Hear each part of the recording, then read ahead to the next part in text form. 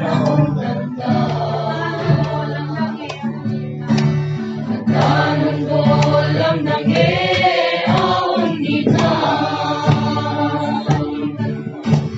Kasi sana'y ikalong mapaginang. Kasi sana'y ikagis sa penapen. Kalahari ko sa sisang wangyan. Ihani mo katamnat o sisamin. Ikaw na umidilim sila. Ay sana'y ahon kita. Pagkasa na iyong song pamilay lang. Upay pang inatang maong lawin. Kasi sana'y ikalong mapaginang. Kasi sana'y ikagis sa penapen. Kalahari ko sa sisamong wangyan. Ihani mo kalamnat o sisamin. Hingkay Panginoon ang wakas. Ibon na liyang makialam sa umitin kahin na luya ang wakas. Aton piring ng naluya ang hitang. Kasi sana'y ikalong mapaginang. Kasi sana'y ikagis sa penapen.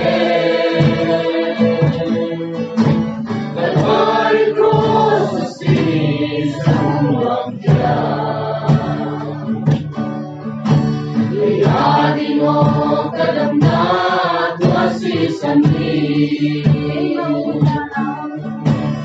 Ikaw na umidilim sila.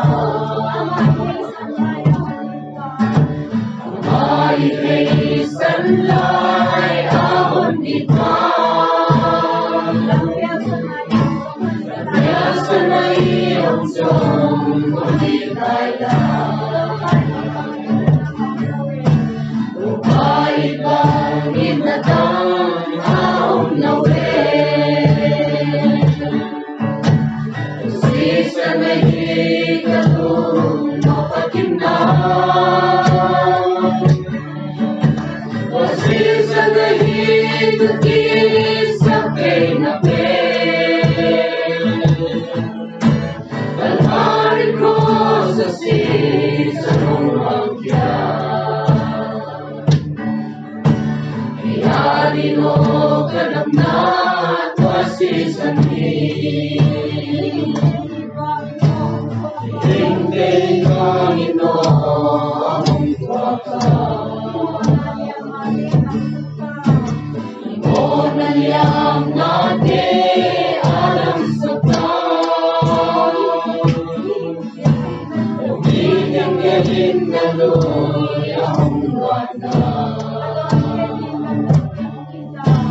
Aton piring ng naluya ang hitang. Kasi sana'y ikalong mapaginang.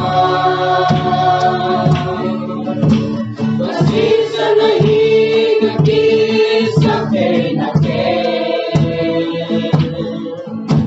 Kalahari ko sa sisang wangyan.